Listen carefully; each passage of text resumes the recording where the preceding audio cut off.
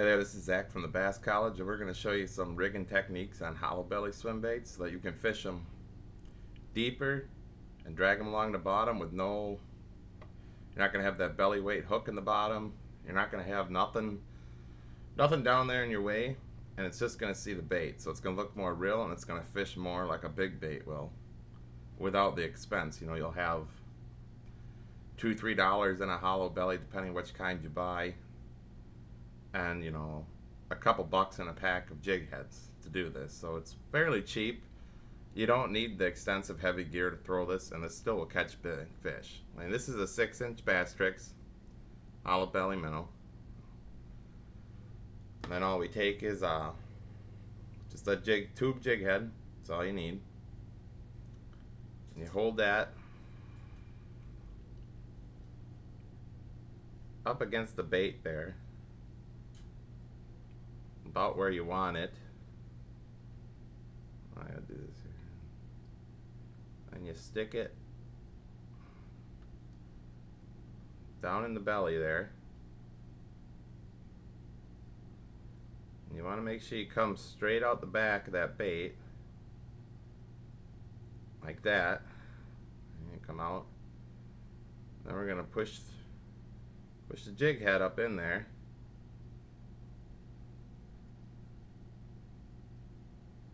And turn it.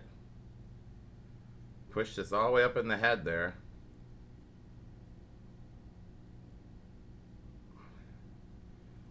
Now you're gonna have to, you can see there,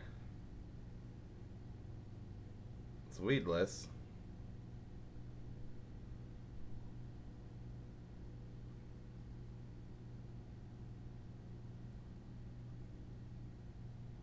Then you need to push that eyelet up through the skin.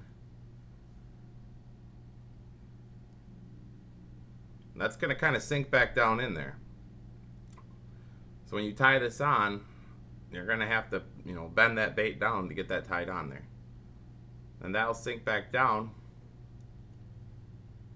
And then there, you have yourself a completely weedless rigged swim bait without the belly. So you can drag this bait across the bottom nice and slow,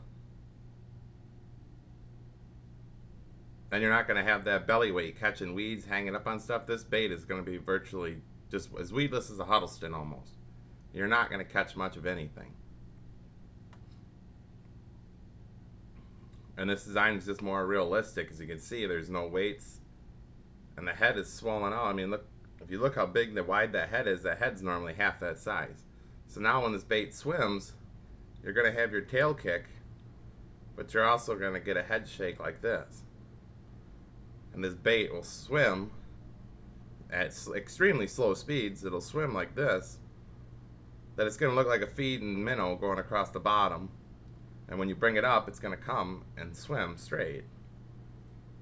So this is a great option if you don't have a lot of money, or even if you do, and you just want to fish a cheaper swim bait. You can buy these big Bass Tricks. I think it's 10 for 4 or 5 baits.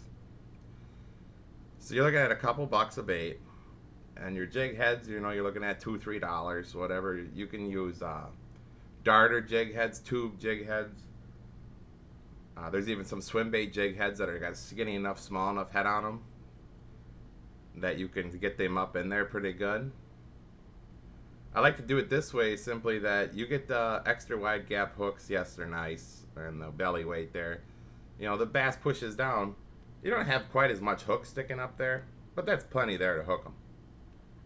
You just want to make sure you're using a swim bait rod or a stouter rod. I mean, medium heavy maybe with braid. That's what I like to use. Or I use a heavy action 7.6 medium heavy swim bait rod, or a heavy action 7.6 rod.